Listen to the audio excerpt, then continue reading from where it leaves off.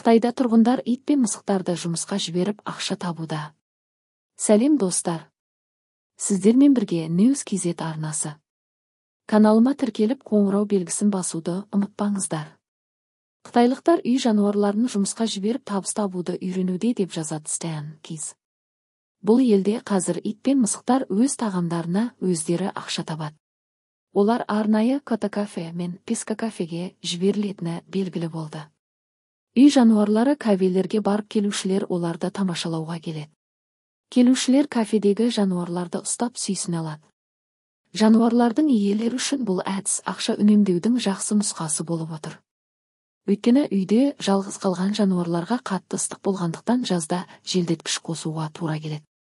Тиісінше электр энергиясына төлемдер де өседі.